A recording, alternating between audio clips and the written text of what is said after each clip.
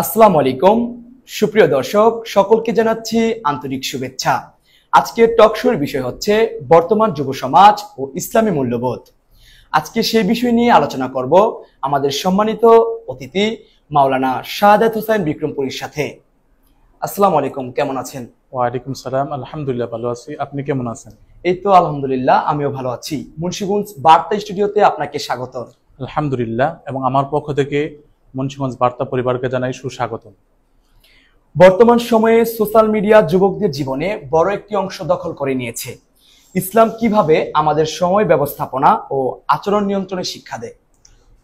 আলহামদুলিল্লাহ, আল্লাহর দরবারে অশেষ শুকরিয়া, যিনি আজকের এই এত সুন্দর একটি অনুষ্ঠানে আসার জন্য আমাদেরকে তৌফিক দান করেছেন। এবং লক্ষ্য করি দারুদ সালাম আল্লাহর আখির নবী নূর নবী আমার মুহাম্মদ রাসূলুল্লাহ সাল্লাল্লাহু আলাইহি ওয়াসাল্লামের পাক কদমে। আপনার পক্ষ থেকে আমাকে প্রশ্ন করা হয়েছে, বর্তমান সময়ে সোশ্যাল মিডিয়ার যুবকদের জীবনে বড় অংশ দখল করে নিয়েছে, এই ক্ষেত্রে ইসলাম কিংবা আমাদের সময়ের ব্যবস্থাপনা ও আচরণ নিয়ন্ত্রণের শিক্ষা দেয়। উত্তরে হচ্ছে, সোশ্যাল মিডিয়ার সময়ের প্রয়োজনে হলেও তা অধিকাংশ যুবতীকে তরুণ তরুণীকে একেবারে বেলজ্জা বেহায়াপনায় পরিণত করে ফেলেছে। এই ক্ষেত্রে আমাদের কি করা উচিত? এই ক্ষেত্রে আমাদেরকে একটি লিমিটেশনে আসতে হবে। হ্যাঁ, আমাদের সোশ্যাল মিডিয়া প্রয়োজন আছে, তবে আমাদেরকে এটা লিমিটের মাধ্যমেই সোশ্যাল মিডিয়াকে ব্যবহার করতে হবে। একটা সময় নির্ধারিত থাকবে। হ্যাঁ, একটি সময় নির্ধারণ থাকবে।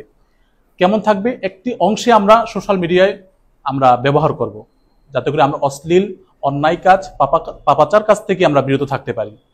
আল্লাহ তাআলা রাব্বুল আলামিন কুরআন কারীমে সূরাতুল ইসরার মধ্যে বলেন, ইন্নাস সামআ ওয়াল বাসারা ওয়াল ফুআদা কুল্লু উলাইকা কানা আনহু মাসউলা। আল্লাহ তাআলা কর্ণে আমরা কানে যা শুনি, শ্রবণ করি, চোখে দেখি এবং অন্তরে যা লালন করি, এই বিষয়ে জিজ্ঞাসা করা হবে। আপনি আজকে আপনার কর্ণ দিয়ে খারাপ গান কিংবা খারাপ আওয়াজ নিচ্ছেন, আল্লাহর পক্ষে আল্লাহর কাছে হিসাব দিতে হবে। আপনি চক্ষু দিয়ে খারাপ কিছু দেখতেছেন, এর বিচার আল্লাহর কাছে হবে। আপনি অন্তর লালন করছেন, সে বিচার আল্লাহর কাছে হবে। এই জন্য আমাদের উচিত এই সোশ্যাল মিডিয়াকে আমরা এমনভাবে ব্যবহার করব যেন আল্লাহ আমাদেরকে পাকড়াও না করেন, এবং পাশাপাশি আমরা এই সোশ্যাল মিডিয়াকে দ্বীনি কাজে ব্যবহার করতে পারি। রাসূল করিম সাল্লাল্লাহু আলাইহি ওয়াসাল্লাম ইরশাদ করেন, বাল্লিগু আন্নি ওয়ালাউ আয়া, আমার পক্ষ থেকে একটি বাণী হলেও অন্যের কাছে পৌঁছে দাও। আমরা অপর হাদিসে তাকালে দেখতে পাই, আদ-দালু আলাল খায়রি কাফাইলিহি, যদি আমরা ভালো কাজ করি কিংবা কাউকে ভালো কাজের পথ দেখাই দেই, ওই কাজটি আমি না করলেও সে করার মাধ্যমে আমি সওয়াব পাবো। সুবহানাল্লাহ। তাহলে আমরা যদি এই সোশ্যাল মিডিয়ার মাধ্যমে ইসলাম প্রচার করতে পারি, আল্লাহর হাবিব সাল্লাল্লাহু আলাইহি ওয়াসাল্লামের রেখে যাওয়া দ্বীন ইসলামের প্রচার প্রসার করতে পারি, অবশ্যই আমাদের জন্য সওয়াব রয়েছে। কিন্তু যদি আমরা এই সোশ্যাল মিডিয়াকে আমরা ব্যয় করি অন্যায় পাপাচার কাজে, অশ্লীলতা কাজে, বেহায়াপনা কাজে, তাহলে অবশ্যই আমাদের গুনাহগার হতে হবে। আশা করি আপনার উত্তরটি আপনি পেয়েছেন। জি, আরেকটি প্রশ্ন আপনার কাছে। বর্তমান তরুণ প্রজন্মের মধ্যে নৈতিক অবক্ষয় দিন দিন বেড়ে যাচ্ছে। এই পরিস্থিতিতে ইসলাম কি ধরনের দিক নির্দেশনা দেয়? আলহামদুলিল্লাহ, এই ক্ষেত্রে ইসলাম দিক নির্দেশনা কি দেয়? প্রথম কথা হচ্ছে, যে সমাজে ইমানি শিক্ষা নাই, সেই সমাজে দিন দিন নৈতিকতার অবক্ষয় আসবে, এটাই তো স্বাভাবিক। জি, আমরা সন্তানকে যত পরিমাণ দুনিয়াবী শিক্ষা দেই, ততটুকু ইমানি শিক্ষা আমরা দিচ্ছি না, আমরা ওরকম শিক্ষাটা আমরা দিতে পারছি না। এজন্য আমাদের সন্তানগুলো আজ দিন দিন অবক্ষয়ে চলে যাচ্ছে। আল্লাহ রাব্বুল আলামিন কুরআন কারীম বলেন, ইন্না আকরামাকুম ইনদাল্লাহি আতকাকুম, আল্লাহর কাছে ওই ব্যক্তি সবচাইতে বেশি প্রিয় যার ভিতরে আল্লাহর ভয় তাকওয়া বেশি। তাহলে যার ভিতরে আল্লাহর তাকওয়া আছে, আল্লাহর কাছে ওই লোকটি সবচেয়ে দামি। এর সমাধান কি? প্রতিদিন 5 ওয়াক্ত নামাজ পড়া। যে ব্যক্তি দৈনিক 5 ওয়াক্ত নামাজ পড়ে, সে কখনো নৈতিক অবক্ষয়ের দিকে যেতে পারে না। আল্লাহ তাআলা কুরআন কারীমে বলেন, ইন্নাস সালাতা তানহা আনিল ফাহশাই ওয়াল মুনকার, নিশ্চয়ই নামাজ মানুষকে অন্যায় কাজ, পাপাচার কাজ, অশ্লীলতা এবং খারাপ কাজ থেকে ফিরিয়ে আল্লাহ তাআলার ভালো কাজে নিয়ে আসে। নামাজ 5 ওয়াক্ত নামাজ পড়ার মাধ্যমে মানে আমরা এই জিনিসটা থেকে ভালো বিরত কাজে থাকতে পারবো, বিরত থাকতে পারবো। এবং নিশ্চয়ই অশ্লীল কাজ হলো খারাপ কাজ। তারপরে দ্বিতীয় নাম্বার হচ্ছে যে আমরা নিকৃষ্ট বন্ধু, খারাপ বন্ধু এড়িয়ে চলবো। আমরা কার সাথে চলবো, আল্লাহ সেই কথা কোরআন কারীমে বলে দিয়েছেন। আল্লাহ কোরআন কারীমে বলেন, ইয়া আইয়ুহাল্লাযিনা আমানু তাকুল্লাহ ওয়া কুনু মাআস সাদিকিন, হে ঈমানদারগণ, তোমরা ইত্তাকুল্লাহ, আল্লাহকে ভয় করো, এবং ওয়া কুনু মাআস সাদিকিন, তোমরা বন্ধু বানাও সৎ লোককে যার ঈমান আছে, তাকওয়া আছে। অর্থাৎ আমাদের বন্ধু বানানোর ক্ষেত্রেও আমাদেরকে নির্বাচন করতে হবে কে ঈমান আছে, কে সৎ লোক, কার মধ্যে সততা আছে বা কার মধ্যে ঈমান বৃদ্ধি আছে, সেটা বিরাজমান, তার সাথে যে আমরা চলাফেরা করি, তাহলে কখনো আমাদের দ্বারা খারাপ আচরণ, আমরা ভালো পথে যেতে পারবো। এবং তৃতীয় নম্বর হচ্ছে কোরআন ও হাদিসের মজলিসে যুক্ত থাকা, বেশি বেশি কোরআন হাদিসের মজলিসে যাওয়া, ওয়াজ মাহফিলে যাওয়া, কিংবা কোনো আলেমের সহবতে থাকা, তাহলে আপনি এই দিক দিয়ে আপনি লাভবান হতে পারবেন।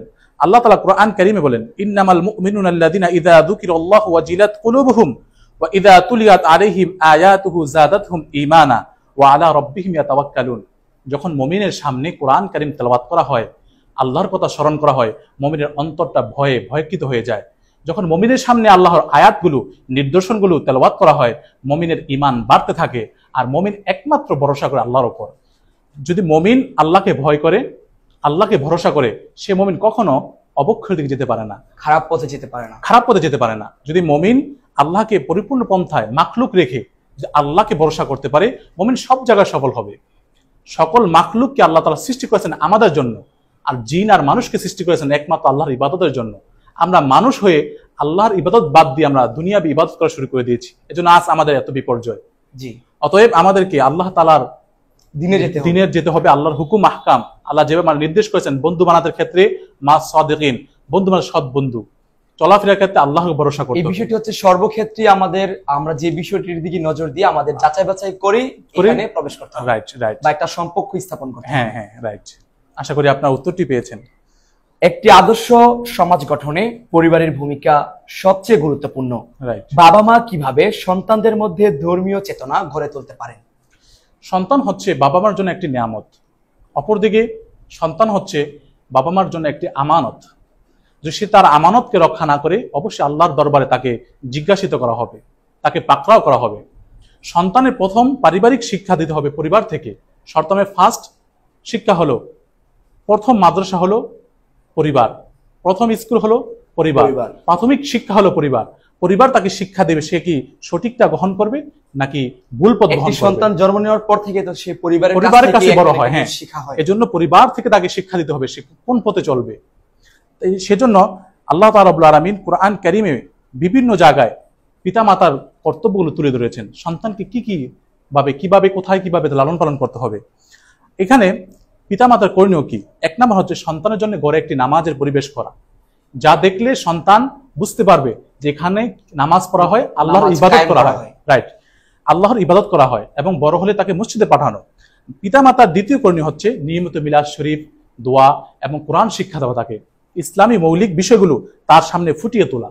3 নাম্বার হচ্ছে তাকে নৈতিকতা এবং রাসূল করিম সাল্লাল্লাহু আলাইহি ওয়াসাল্লামের উত্তম আদর্শ শিক্ষা দেওয়া, যারা আল্লাহ পাক কোরআন কারীমে বলেন, লাকাদ কানা লাকুম ফি রাসূলিল্লাহি উসওয়াতুন হাসানাহ, অবশ্যই তোমাদের জন্য রয়েছে আমার রাসূল সাল্লাল্লাহু আলাইহি ওয়াসাল্লামের উত্তম চরিত্র আদর্শ।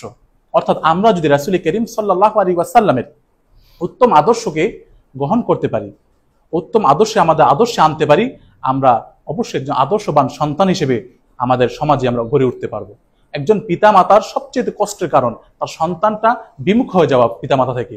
একজন পিতা মাতার জন্য সবচেয়ে কল্যাণকর, সবচেয়ে আনন্দের বিষয় হলো তার সন্তানরা সুসন্তান হওয়া। এই সুসন্তান হতে হলে আল্লাহর হাবিব মুহাম্মদ রাসূলুল্লাহ সাল্লাল্লাহু আলাইহি ওয়াসাল্লামের আদর্শকে গ্রহণ করতে হবে, এছাড়া বিকল্প কিছু নাই।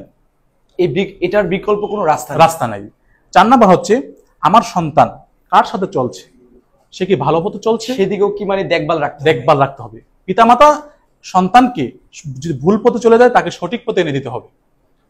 আমার সন্তান কোন দিক যাচ্ছে সেটা খেয়াল রাখতে আল্লাহ তাআলা কোরআন কারীমে সে কথা বলে দিয়েছেন। আল্লাহ তাআলা বলেন, ইয়া আইয়ুহাল্লাযীনা আমানু কু আনফুসাকুম ওয়া আহলিকুম নারা, হে মুমিনেরা, হে আমার বান্দারা, তোমরা তোমাদের পরিবার পরিজনকে তোমরা জাহান্নামের আগুন থেকে বাঁচাও। অর্থাৎ তোমাদের পরিবার পরিজন যখন জাহান্নামের দিকে ছুটবে, তোমরা তাদেরকে টেনে হেসড়ে তোমরা জান্নাতের পথ দেখাও, সুসংবাদের পথ দেখাও।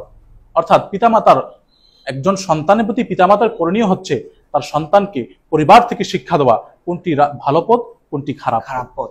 সেটা তো একজন শিশু বা একজন ছেলে পরিবার থেকেই শিক্ষাটা পাবে। হ্যাঁ, অবশ্যই।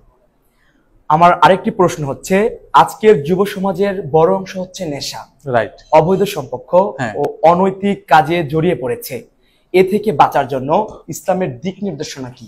এক্ষেত্রে আমি বলবো, আমাদের যুবক কেন নষ্ট হচ্ছে, দিন দিন নেশায় কেন যাচ্ছে, এই সুযোগ কে করে দিচ্ছে? এই সুযোগ আমি বলবো আমার বাসায় আমাদের দেশের যারা নীতি নির্ধারক তারা করে দিচ্ছে।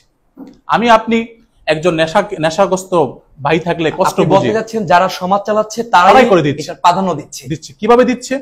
আমরা আমাদের সন্তান যারা নেশাগ্রস্ত আছে তাদেরকে বহু বিপদে আছে। কেন পাচ্ছি? নেশার কারণে অনেক যুবক দেখা যাচ্ছে তার জীবনটা একদম পুরো নষ্ট হয়ে যাচ্ছে, একটা পরিবার নষ্ট হয়ে যাচ্ছে। একটি যুবক যদি নেশাগ্রস্ত হয় তার পুরো পরিবারটা ধ্বংস হয়ে যায়।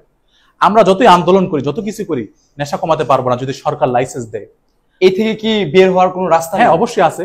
যদি আমরা ইসলামী শাসন ব্যবস্থা আনতে পারি, ইসলামী আইন আমরা প্রয়োগ করতে পারি, অবশ্যই প্রত্যেক যুবক নেশা থেকে চলে আসবে। কেমন ভাবে চলে আসবে? তা হলো ইসলামে একটি শাস্তি রয়েছে নেশার জন্য।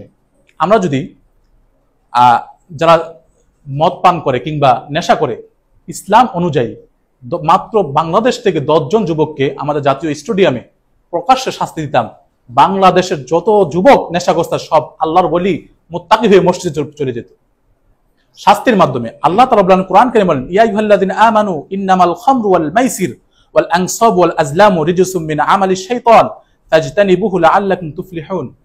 হে মুমিনগণ, ইন্নামাল খামরু ওয়াল মাইসির, নিশ্চয়ই খমর, মদ, মাইসির, জুয়া, ওয়াল আনসাব, প্রতিমা, মূর্তি, যে বস্তু দিয়ে পূজা করা হয়, ওয়াল আজলাম, ভাগ্য নির্ধারণ করা হয়, রিজসুন, এগুলো নাপাক, অপবিত্র, মিন আমালিশ শাইতান, এই কাজগুলো শয়তানের কাজ।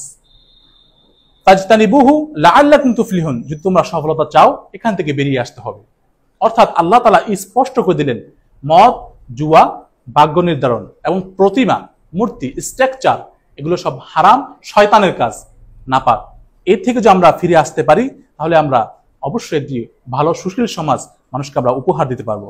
অন্য জায়গায় আল্লাহ তাআলা বলেন, ওয়ালা তাকরাবুজ জিনা ইন্নাহু কানা ফাহিশা ওয়া সাআ সাবিলা। আল্লাহ তাআলা বলেন, ওয়ালা তাকরাবুজ জিনা, তোমরা জেনার কাছেও যেও না। জেনা করা তো দূরের কথা, আল্লাহ বলতেছেন যে জেনার কাছে যাওয়া যাবে না, এটা সম্পূর্ণ নিষিদ্ধ। জেনা করা তো দূরের কথা, জেনার কাছেও যাওয়া যাবে না, এটা দ্বারপ্রান্তে যাওয়া যাবে না। ইন্নাহু কানা ফাহিশা, এই কাজটি হলো সর্ব খারাপ কাজ, নিন্দীয় কাজ, ওয়া সাআ সাবিলা, জঘন্য একটি পথ। বর্তমান সময়ে যারা এই জিনার সাথে জড়িয়ে পড়েছে বা এটার প্রভাব যাদের মধ্যে দেখা যাচ্ছে, তাদের মানে এখান থেকে বের হয়ে আসার একটি পথ তওবা করতে হবে। তাওবায়ে নাসুহা। আল্লাহ পাক কুরআন কারীমে সূরাতুত তাহরীমের 8 নম্বর আয়াতে বলেন, ইয়া আইয়ুহাল্লাযীনা আমানু তুবু ইলাল্লাহি তাওবাতান নাসুহা, এই মুমিনগণ তোমরা তওবা করো আল্লাহর কাছে তাওবাতান নাসুহা। তাওবা নাসুহা কি? মুফাসসিরগণ ব্যাখ্যা করেন, তাওবাতান মাকবুলাতান লা তুরাদ্দু ইনদাল্লাহ, এমন তাওবায়ে নাসুহা যেই তওবা করলে মানুষ আর গুনাহ করতে পারে না। এই তাওবায়ে নাসুহা করতে 3টি শর্ত, 3টি ফর্মুলা। 1 নম্বর ফর্মুলা হচ্ছে অনুশোচনা করতে হবে। 2 নম্বর ফর্মুলা হচ্ছে আপনাকে গুনার কাজ ছাড়তে হবে, আমলি কাজ বাড়াতে হবে। আপনি সুদ খাবেন, তওবা করবেন, তওবা কবুল হবে না। আপনি ঘুষ খাবেন, অত্যাচার করবেন, জেনা করবেন, বেবিচার করবেন, এতিমের হক মেরে খাবেন, আপনি বিচারে বসলে ডান থেকে 5 বাম থেকে 5 করবেন, আপনি তওবা করবেন, আপনার তওবা কবুল হবে না। সকল গুনাহ কাজ ছেড়ে যখন আপনি তওবা করবেন, আল্লাহ আপনার তওবা কবুল করে নেবেন। 3 নম্বর ফর্মুলা হচ্ছে আপনি একবার যে গুনাহের থেকে ফিরে আসবেন, যে গুনার জন্য আল্লাহর কাছে ক্ষমা চাইবেন, সেই গুনাহে আর ফিরে যাবেন না, দ্বিতীয়বার ওই কাজে যাওয়া যাবে না। আর নিরাশ হওয়ার কিচ্ছু নাই। আপনি এমন যুবক পাওয়া যাবে না এত গুনাহগার। ইমামে আজম আবু হানিফার কাছে একজন যুবক এসে বলে, হুজুর, একজন যুবক তার মায়ের সাথে জেনা করেছে, নাউযুবিল্লাহ, অতঃপর তার মাকে সে হত্যা করেছে, হত্যা করে মায়ের মাথার খুলি দিয়ে মদ পান করেছে, আল্লাহ কি তাকে মাফ করবেন? ইমামে আজম আবু হানিফা বলেন, যুবক, এমন গুনাহগার যদি থাকে আমার আল্লাহ তাকে মাফ করতে সক্ষম। সুবহানাল্লাহ, সুবহানাল্লাহ। শুধু তাই নয়, আল্লাহ তাআলা হাদিসে কুদসিতে বলেছেন, যদি আদম সন্তান উম্মতে মুহাম্মাদি যদি গুনাহ করতে করতে জমিন থেকে আকাশের মেঘমালা পর্যন্ত পৌঁছে যায়, আমার আল্লাহ তাকে মাফ করতে সক্ষম। তাহলে আমি যত বড় পাপী হন না কেন, আপনাকে ফিরে আসতে, ক্ষমা করতে প্রস্তুত। 2 নম্বর এখানে একটি বিষয় রয়েছে যে অবৈধ সম্পর্কে বাঁচার জন্য সর্বোচ্চ দরকার বিবাহ। যা রাসূল করিম সাল্লাল্লাহু আলাইহি ওয়াসাল্লাম পরামর্শ দিয়েছেন যে তোমাদের সামর্থ্য হয়, হে যুবক সম্প্রদায়, তোমাদের মধ্যে যার সামর্থ্য আছে তোমরা বিয়ে করো। কারণ বিবাহ এটা নির্দেশ দিয়ে দিয়েছে, বিবাহ যাদের সামর্থ্য আছে, এখানে ভুল বোঝার কোনো অবকাশ নেই। হ্যাঁ, আমার সামর্থ্য আছে, আমি যার সামর্থ্য সে বিয়ে করবে। বিবাহ করলে কি হবে? সে অন্যায় কাজ, অপাচার কাজ, খারাপ কাজ থেকে, দৃষ্টি খারাপ থেকে সে ফিরে আসতে পারবে। আর যার সক্ষম নাই, যার বিয়ে করার ক্ষমতা নেই বা যেগুলো দরকার প্রয়োজনগুলো নেই, সামর্থ্য নেই, সে কি করবে? রাসূল করিম সাল্লাল্লাহু আলাইহি ওয়াসাল্লাম তারও সমাধান। ইসলাম এমন এক জীবন ব্যবস্থা যেখানে নাই বলতে কোনো শব্দ নাই। শান্তির ধর্ম। শান্তির ধর্ম। ইসলাম ধর্মে এমন সুন্দর কথা বলা হয়েছে, যার সমর্থ নাই সে যেন রোজা রাখে, কারণ রোজা রাখলে মানুষ দুর্বল হয়ে যায়, দুর্বল হলে তার ভিতরে কাম বাসনা আসতে পারে না, সে এই গুনাহ থেকে বাঁচতে পারবে। অতএব যারা নেশায় অবস্থান করছে বা যারা অনৈতিক কাজ, অবৈধ সম্পর্ক, তাদের কাছে আমার পরামর্শ থাকবে তারা যেন অতি দ্রুত সমর্থ থাকলে বিয়ে করে, আর সমর্থ না থাকে তারা যেন রোজা রাখে। আমাদের লাস্ট প্রশ্ন হচ্ছে, জি, আমরা সাধারণত সফলতা বলতে টাকা পয়সা বা খ্যাতিকে বুঝি, জি, কিন্তু ইসলামের দৃষ্টিতে প্রকৃত সফলতা কি? ইসলামের দৃষ্টিতে প্রকৃত সফলতা হচ্ছে ওই ব্যক্তি যার ভিতরে ঈমান আছে। এটা আমার কথা নয়, আল্লাহ পাকের কথা। ধর্মীয় চেতনা। ধর্মীয় চেতনা এবং একক আল্লাহর বিশ্বাসী। আল্লাহকে এককভাবে বিশ্বাস করা হলো সবচেয়ে বড় সম্পদ। যার ভিতরে ঈমান থাকবে, আল্লাহর ভয় থাকবে এবং ঈমানের সাথে নিজেকে পরিশুদ্ধ করবে, আল্লাহ তার হাবিব মুহাম্মদ রাসূলুল্লাহ সাল্লাল্লাহু আলাইহি ওয়াসাল্লামের আনুগত্য করবে, নৈকট্য লাভ করবে, সে হলো সফল। আল্লাহ তাআলা এই ব্যাপারে একটি সূরা নাজিল করেছেন, সূরাতুল মুমিনুন। আল্লাহ তাআলা বলেন, কদ আফলাহাল মুমিনুন, অবশ্যই মুমিনগণ সফলতা অর্জন করেছে, অর্থাৎ যে ঈমান এনেছে সে সফল হয়েছে। মানে মোট কথা, যার মধ্যে ঈমান আছে, যে জিনিসটা বিরাজমান, হ্যাঁ, তিনি একজন সফল ব্যক্তি, সফলতা অর্জন করেছে। সে সফল। এই সফল ব্যক্তিদের 7টি গুণ আল্লাহ বর্ণনা করেছেন। প্রথম গুণ হবে আল্লাযীনা হুম ফি সলাতিহিম খাশিউন, তারা নামাজের মধ্যে বিনয়ী হবে। দ্বিতীয় নাম্বার সফল ব্যক্তির গুণ হচ্ছে ওয়াল্লাযীনা হুম আনিল লাগওয়ি মুরিদুন, তারা অনর্থক কাজ থেকে বিরত থাকবে, পাপাচার কাজ থেকে বিরত থাকবে। তৃতীয় নাম্বার গুণ হচ্ছে সফল ব্যক্তিদের ওয়াল্লাযীনা হুম লিযাকাতি ফাইলুন, তারা যাকাত আদায় করবে। এখানে একটি প্রশ্ন রয়ে যায়, যেমন অনেকে মনে করে টাকা পয়সা আমার সফলতা না। আপনি যদি ঈমান আনেন, প্রথম সাফল্য লাভ করলেন। আপনি যখন নামাজ পড়লেন বিনয়ের সাথে, আপনি দ্বিতীয় সাফল্য লাভ করলেন। আপনি যখন অনর্থক কাজ থেকে, পাপাচার থেকে ফিরে আসলেন, আপনি পর্যায়ক্রমে চলতে থাকবে। তৃতীয়, আপনি চতুর্থবার যাকাত দিবেন। যাকাত কখন দেয় মানুষ? যখন সম্পদটা মানুষের 7.5 ভরি স্বর্ণ কিংবা 52 তোলা সম্পদ হলেই যাকাত নয়, 1 বছর ওয়াহালা হাউল, 1 বছর পার হলে মানুষের যাকাত দিতে হয়। আপনার যাকাত দেওয়া নির্ধারিত হয়। এর মানে বোঝা যায় যে নামাজ পড়লে এবং আল্লাহর নীতি নির্ধারণ মানলে, ঈমান আনলে, সে ব্যক্তি অটোমেটিক টাকা পয়সা মালিক হয়ে যায়, টাকার পিছনে ছুটতে হয় না।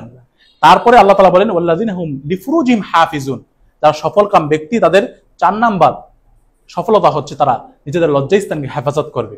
5 নাম্বার হচ্ছে ওয়াল্লাযীনা হুম লিআমানাতিহিম ওয়া আহদিহিম রাউন, তারা আমানতদারি হবে। 6 নাম্বার হচ্ছে ওয়াদা রক্ষা করবে। 7 নাম্বার হচ্ছে ওয়াল্লাযীনা হুম আলা সালাওয়াতিহিম ইউহাফিজুন, তারা নামাজকে ওয়াক্তমুক্ত আদায় করবে, নামাজের ক্ষেত্রে গাফেল হবে না। আর তাদের জন্য পুরস্কার রয়েছে আবার, আল্লাহ উলাইকা হুমুল ওয়ারিসুন আল্লাযীনা ইয়ারিসুনাল ফিরদাউস হুম ফিহা খালিদুন, তারাই হবে জান্নাতুল ফিরদাউসের অধিকারী এবং আল্লাহ তাআলা তাদেরকে জান্নাতের উচ্চ মাকাম দিবেন এবং সেখানে হুম ফিহা খালিদুন, সেখানে তারা থাকবে।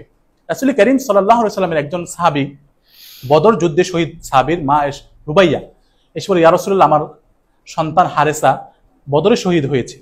আমি জানতে চাই যে আমার সন্তান যে শহীদ হলো বদরে, সে কি কল্যাণময় শহীদ হলো নাকি অকল্যাণময়? যদি কল্যাণময় হয় আমি মা তার জন্য শুকরিয়া আদায় করব, যদি অকল্যাণময় হয় আমি মা তার জন্য ক্ষমা চাইব। রাসূল করিম সাল্লাল্লাহু আলাইহি ওয়াসাল্লাম বলেন, রুবাইয়া, তোমার সন্তানকে আল্লাহ পাক জান্নাতের ফেরদাউস দান করেছে। রুবাইয়া জিজ্ঞেস, ইয়া রাসূলুল্লাহ, ইয়া হাবিবাল্লাহ, জান্নাতুল ফিরদাউস কি? রাসূল করিম সাল্লাল্লাহু আলাইহি ওয়াসাল্লাম বললেন, জান্নাতুল ফেরদাউস হলো আমার আল্লাহর 8 জান্নাতের সবচেয়ে বড়, সবচেয়ে উঁচু, সবচেয়ে দামি, সবচেয়ে সম্মানজনক জান্নাত হলো জান্নাতুল ফিরদাউস। সুবহানাল্লাহ। আমরা যদি ঈমান আনার পর এই 7টি গুণে গুণান্বিত হতে পারি, আল্লাহ পাক আমাদের সাথে ওয়াদা করেছেন এই জান্নাতুল ফিরদাউস দান করবেন। শুধু দান করবেন না, হুম ফিহা খালিদুন, চিরকাল আমরা সেখানে বসবাস করব। সুবহানাল্লাহ। আল্লাহ তাআলা কুরআন কারীম অন্য জায়গায় বলেন, কদ আফলাহা মান তাযাক্কা, অবশ্যই তারাই সফলতা অর্জন করেছে যারা নিজেকে পরিশুদ্ধ করেছে, অন্তর পরিষ্কার করেছে, অর্থাৎ তাদের অন্তর থেকে শিরিক এবং কুফরকে তারা দূরীভূত করেছে আর তাড়িয়ে দিয়েছে। একমাত্র আল্লাহ তাআলার ঈমান, আল্লাহকে একক হিসেবে এবং তার হাবিব মুহাম্মদ রাসূলুল্লাহ সাল্লাল্লাহু আলাইহি ওয়াসাল্লামকে সর্বশ্রেষ্ঠ এবং সর্বশেষ নবী ও রাসূল হিসেবে বিশ্বাস করেছে, তারাই হলো সফলকাম। আল্লাহ তাআলা আরো বলেন, ইন্নাল্লাযীনা আমানু ওয়া আমিলুস সালিহাতি ওয়া আখবাতু ইলা রাব্বিহিম উলাইকা আসহাবুল জান্নাহ হুম ফিহা খালিদুন, নিশ্চয় যারা ঈমান এনেছে এবং সৎকর্ম করেছে, সৎ কাজ করেছে এবং আপন রবের সামনে, মহান মালিকের সামনে অবনত হয়েছে, বিনয়ী হয়েছে, তারাই হলো জান্নাতের অধিবাসী। হুম ফিহা খালিদুন, তারা চিরকাল সেখানে থাকবে। আমরা যে কোরআন কারিমে অন্যদিকে তাকাই, আল্লাহ বলেন বাল তুসিরুনাল হায়াতাদ দুনিয়া ওয়াল আখিরাতু খায়রু ওয়া আবকা, তোমরা দুনিয়াকে পরকালের উপর অগ্রাধিকার দিয়ে থাকো, অথচ দুনিয়া ক্ষণিকের জন্য। আপনি যদি হ্যাঁ, চিরস্থায়ী না, দুনিয়া কয়েকদিনের জন্য। আপনি সিরিয়াল দেখেন, বাবার পর দাদার পর বাবা, সবার পর সন্তান, চলে যেতে হবে, সবাই চলে যেতে হবে। দামি পোশাক কিছু থাকে না। আপনার আজ কোটি কোটি টাকার মালিক হলে আপনি সাফল্য না। আপনি শুধু দুই চোখ বন্ধ করুন, আপনার শ্বাস প্রশ্বাসটা বন্ধ হয়ে গেলে আপনার দামি গাড়ি, দামি বাড়ি, দামি খাটে রাখবে না, আপনাকে মসজিদের সেই 10-এর টাকায় কিনা একটি খাটিয়া রাখবে, 10-এর টাকায় জমি দেওয়া, সেই মাটির নিচে আপনাকে কবর দেওয়া হবে। তাহলে আপনি টাকা পয়সা কিভাবে সাফল্য হলেন? যে আপনার সাথে ঈমান থাকে, আপনার সাথে আল্লাহর একত্ববাদে বিশ্বাস থাকে, তাহলে আপনি সাফল্য। দুনিয়ায় সাফল্য, আখিরাতে সাফল্য। আপনি আখিরাতে আল্লাহ তাআলা আপনাকে সম্মানের সাথে দাঁড় করাবেন এবং সম্মানের সাথে আল্লাহর পবিত্র সম্মানিত জান্নাত আপনাকে দান করবেন। আশা করি আপনার উত্তরগুলো আপনি পেয়েছেন।